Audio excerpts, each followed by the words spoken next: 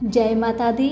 मेरे सभी प्यारे दोस्तों, मैं लक्ष्मी शर्मा बड़ों को चरण स्पर्श, छोटों को प्यार और बराबर वालों को दिल से नमस्कार करती हूँ। आज आप सुनेंगे श्री धर्मराज जी की व्रत कथा उद्धापन विधि के साथ। प्रेम से बोलिए धर्मराज भगवान की जय। श्री गुरुपदे वंदन करूँ मैं, श्री हरि चरण चित धार। धर्मराज की शुभ कथा का करूँ आज विस्तार। प्राणिन को फल देते हैं जो पाप पुण्य अनुसार। उनकी कथा अनूप यह शुभ मंगल हो परिवार। कथा। एक समय नैमिषारण्य तीर्थ में सौनकादिक 88,000 ऋषिगण इकट्ठे होकर सबकी भलाई के लिए विचार कर रहे थे कि श्री सूत जी महाराज भी वहां पधारे। श्री सूत जी महाराज को आते देखकर सारे ऋषिगण आदर से उठ खड़े हुए तथा उन्हें बड़े ही सत्कार के साथ लाकर सबसे ऊंचे आसन पर बैठाया। इसके पश्चात उनसे कई प्रकार की जन कल्याण की बातें पूछने लगे। श्री शौनक ऋषि बोले, हे सूत जी महाराज, कृपा करके आज आप हमें भी धर्मराज की कथा तथा साथ ही उसका विधि विधान और महात्म्य भी कहिए और बताए कि इस कथा को कहने सुनने से क्या लाभ मिलता है। यह सुनकर सूत जी बोले, हे ऋषियों, आपने जो जन कल्याण की भावना से यह बात मुझसे पूछी है, यह कलयुग में बहुत ही फलदायी है। इसको संक्षेप में आप लोगों से कहता हूँ। हे ऋषियों, सतयुग के बीत जाने पर तथा त्रेता युग के प्रारंभ में महोदरपुर नाम का एक विशाल नगर था, जहाँ ब्रह्मवाहन नाम का एक राजा राज्य करता था। वह बड़ा ही दयालु, प्रजापालक, परोपकारी और गौ ब्राह्मण की सेवा करने वाला था। एक बार वह वन में आखेट करने गया तो उसने वहां एक ऐसा हिरण देखा जैसा पहले कभी देखने में न आया था। राजा ने ऐसे सुंदर मनोहारी मृग को मारना उचित न समझा और बिना ही शिकार किए ही कुछ सोचते हुए वापिस घर लौट पड़ा। मार्ग में उसे एक ब्राह्मण कन्या मिली जो ईश्वर की आराधना में लीन थी। उसे देखकर राजा रुक गया और उससे पूछने लगा, हे कन्या, तू इस प्रकार अकेली वन में आराधना क्यों कर रही है? तो वह बोली, हे राजन, मैं सुयोग्य वर तथा सुख की प्राप्ति के लिए ऐसा कर रही हूँ। राजा ने उसका मनोरथ जानकर ईश्वरी प्रेरणा से हरिदास नाम के एक महाविद्वान के साथ उसका विवाह करवा दिया और खूब धन संपदा देकर विदा किया। वह ब्रीफ कन्या गुणवती ऐसे विद्वान पति को पाकर आनंद पूर्वक रहने लगी। हरिदास ने भी गुणवती को प्राय सभी देवताओं की भक्ति तथा आराधना का मार्ग बतलाए, पर एक धर्मराज जी की आराधना एवं भक्ति का मार्ग नहीं बतलाया। संपूर्ण आयु सुख से व्यतीत कर जब वृद्ध होकर गुणवती के प्राण छूटे, तब धर्मराज के दूत उसके प्राणों को धर्मराज के सम्मुख ले गए। गुणवती ने वहां देखा कि धर्मराज की पुरी सर्व धातुओं के परकोटे से घिरी हुई है और उसके चारों ओर ऊंची ऊंची अट्टालिकाएं और बड़े बड़े दरवाजे बने हुए हैं, जिनमें से पूर्व के दरवाजे में सोने की, उत्तर के दरवाजे में हीरे पन्नों की, पश्चिम के दरवाजे में चांदी तथा दक्षिण के दरवाजे पर स्वर्ण धातु की निशानियां लगी हुई है। उसे देख गुणवती ने बड़े ही कष्ट से निशानी पर चढ़कर धर्मराज के पूर्व में प्रवेश किया। वहां उसने अत्यंत मनोहर धर्मराज के मंदिर और वहां के विशाल ठाट बाट को देखा। इसके बाद दूत उसे धर्मराज के सम्मुख ले गए, जो एक विशाल रत्न जड़ित सिंहासन पर विराजमान थे, जहां बैठकर वह प्राणियों का लेखा जोखा ले रहे थे।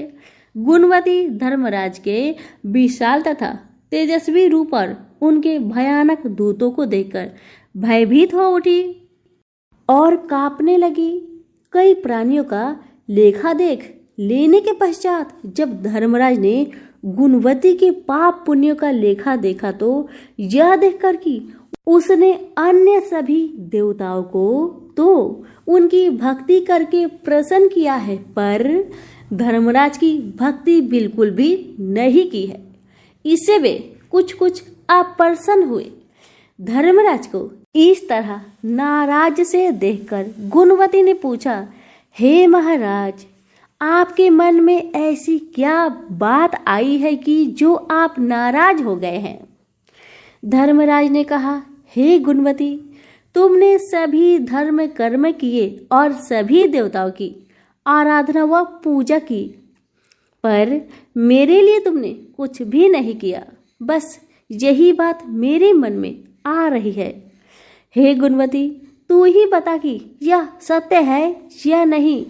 यह सुनकर गुणवती ने कहा, हे भगवान, मैं आपकी भक्ति या आराधना का ढंग नहीं जानती थी, इसलिए उन्हें नहीं कर सकी। अतः यदि आप मुझे फिर से जीवन दान दे और अपने भक्ति का मार्ग बतलाने की कृपा करे तो मैं वह भी कराऊं। यह सुनकर धर्मराज बोले, हे गुणवती, मैं अपनी भक्ति तथा पूजा का विधि विधान तुम्हें बतलाता हूँ। हे गुणवती, सूर्य उत्तरायण होने के समय मकर संक्रांति की पर्व से मेरी भक्ति अर्थात कथा तथा पूजा शुरू की जाती है और अगली मकर संक्रांति आने पर समाप्त की जाती है। इस बीच मेरी आराधना करने वाले प्राणी को प्रातःकाल उठने के बाद नियमानुसार नहा धोकर प्रेम पूर्वक मेरा भजन पूजन या यथाशक्ति नाम जप करना चाहिए और मेरी कथा कहकर या सुनकर भोजन ग्रहण करना चाहिए। इस प्रकार बिना नागा पूरे 1 वर्ष तक मेरी कथा को कहना या सुनना चाहिए और जितना हो सके पुण्य और परोपकार करते रहना चाहिए। इस तरह 1 वर्ष व्यतीत होने पर दूसरी मकर संक्रांति को मेरी स्वर्ण अथवा चांदी की मूर्ति बनवाकर और उसे सुंदर आसन पर स्थापित करके पंचामृत आदि से स्नान कराकर रोली मौली पान पुष्प सुपारी केसर कपूर चंदन आदि से पूजन करे तथा सफेद तिल्ली के लड्डू बनाकर उनका भोग लगाना चाहिए और मेरी कथा कहकर या सुनकर यथाशक्ति ब्राह्मण को भोजन कराकर दान दक्षिणा देना चाहिए। मेरे साथ चित्रगुप्त जी की भी पूजा करनी चाहिए और उन्हें भी काली तिल्ली के लड्डू का भोग लगाना चाहिए।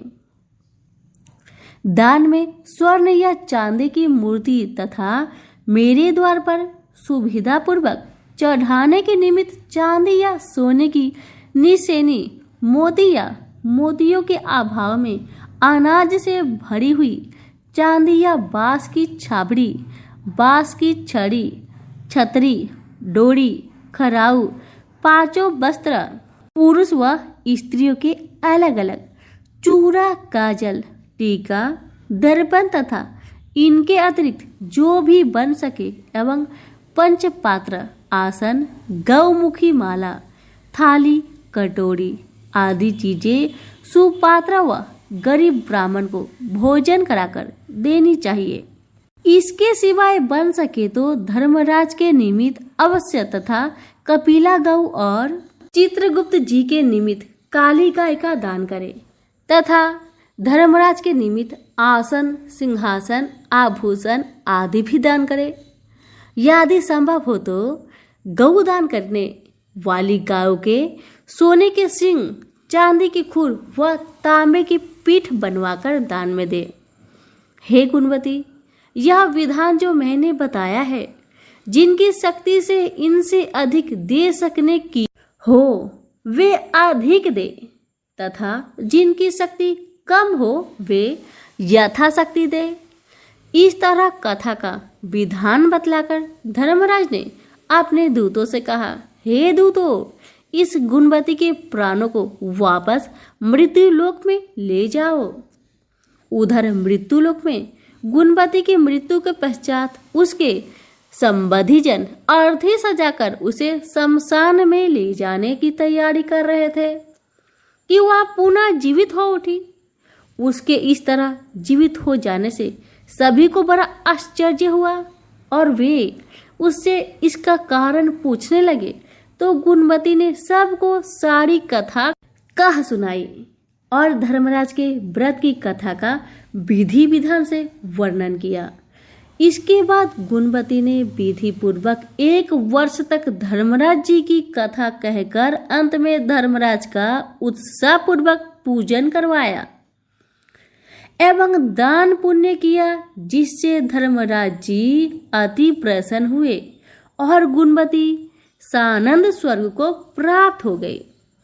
इतना कहकर सूत जी कहने लगे, हे ऋषियों, जिस घर में स्त्रियां इस व्रत को धारण करती है और इस कथा को कहती है, उस घर के सभी प्राणी धर्मराज के दरबार में निर्भयता के साथ जाते हैं। उन्हें धर्मराज के दूत कुछ भी कष्ट नहीं देते तथा धर्मराज भी प्रेम पूर्वक उसका लेखा जोखा लेते हैं तथा पापों के क्षय का उपाय भी बतला देते हैं। अतः जो भी इस कथा को विधि पूर्वक कहते या सुनते हैं, उन्हें मृत्यु काल में यमराज के दूत कष्ट नहीं पहुंचाते और उन्हें गरुड़ पुराण में बताए हुए धर्मराज की पूरी के मार्ग में जाने में भी कोई कष्ट नहीं होता। इस तरह वे प्राणी सहज ही में वैकुंठ प्राप्त हो जाते हैं, इसमें कोई भी संदेह नहीं है। सभी प्रेम से बोले, धर्मराज भगवान की जय हो। उद्यापन विधि। श्री धर्मराज महाराज की कथा और उपासना 1 वर्ष पूर्ण हो जाए तो मकर संक्रांति के दिन इस व्रत कथा का उद्यापन करना चाहिए। उद्यापन की संक्षिप्त विधि इस प्रकार है। अपने घर पर सुंदर मंडप बनाए जिसमें 4 स्तंभ हो। मंडप और घर को सुंदर वस्त्र, पुष्प एवं हरे पत्तों से सजाए। मंडप के भीतर श्री धर्मराज जी एवं चित्रगुप्त जी की प्रतिमा या चित्र स्थापित करे। उनके सामने आचार्य द्वारा सर्वतोभद्र मंडल स्थापित करवाए। भद्र मंडल से बाई और नवग्रह तथा दाहिनी तरफ 14 मातृका की स्थापना करे। मातृका के समीप गणेश और ईशान कोण में रुद्र कलश स्थापित कर उस पर यथाशक्ति स्वर्ण या चांदी की धर्मराज की मूर्ति स्थापित करे। तदंतर सभी देवताओं का पूजन करे और प्रधान देव के रूप में श्री धर्मराज जी महाराज का विनम्र भाव से श्रद्धा युक्त होकर षोडशोपचार से पूजन करे। आचार्य द्वारा गणेश गौरी नवग्रह के निमित्त हवन और नवग्रह शांति करा के श्री धर्मराज के निमित्त आहुति निम्नलिखित मंत्रों से देनी चाहिए। ओम यमाय नमः स्वाहा, ओम मृतवे नमः स्वाहा, ओम वैवस्वताय नमः स्वाहा, ओम सर्वभूतासाय नमः स्वाहा, ओम धर्मराजाय नमः स्वाहा, ओम अंतकाय नमः स्वाहा, ओम कालाय नमः स्वाहा, ओम औदुम्बराय नमः स्वाहा, ओम दघनाय नमः स्वाहा, ओम परमेष्टिते नमः स्वाहा, ओम चित्राय नमः स्वाहा, ओम नीलाय नमः स्वाहा, ओम वृकोद्राय नमः स्वाहा, ओम चित्रगुप्ताय नमः स्वाहा। इन मंत्राहुतियों की 5, 7 या 14 आवृत्ति करें। खीर या मावे से लक्ष्मी होम करे, 5 लोक कपाल और 10 दिक् कपाल की पूजा कर पूर्ण आहुति करे। हवन के बाद ब्राह्मण सहित 14 दंपति को भोजन कराए एवं 14 पात्र लगाकर प्रत्येक दंपति को एक एक पात्र अर्पण करे एवं दक्षिणा देकर विदा करे। आचार्य को धर्मराज की स्वर्ण या चांदी की प्रतिमा या गौ अन्य वस्त्र आदि देकर अभिवादन करे। तत्पश्चात उपवास करते हुए अपने बंधु बांधवों को भी भोजन कराए।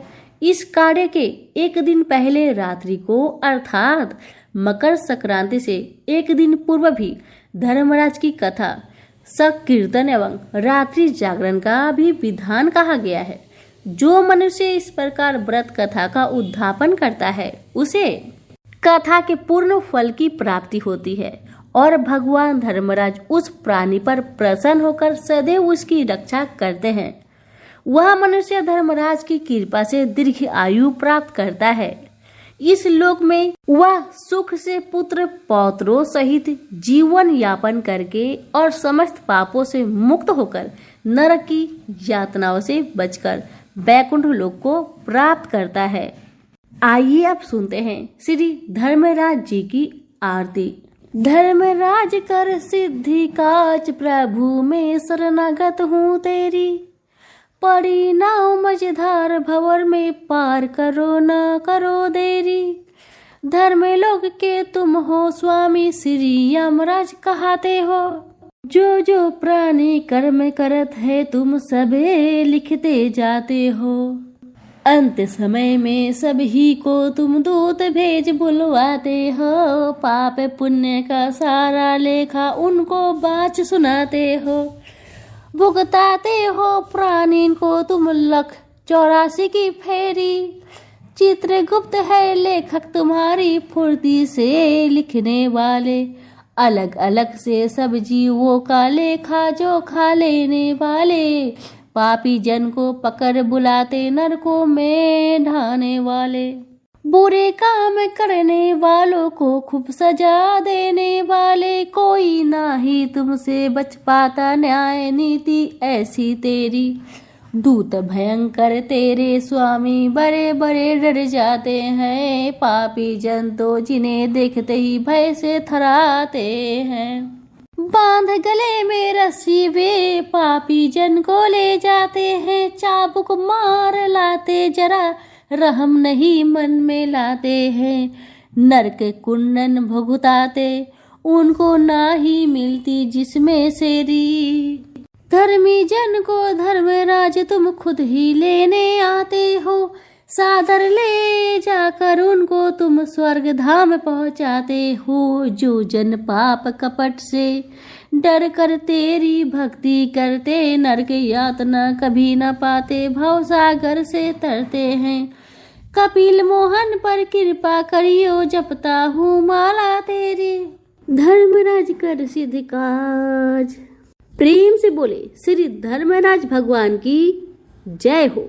अगर धर्मराज जी की भक्त है तो कथा को लाइक शेयर जरूर करें। आप सभी का बहुत बहुत धन्यवाद।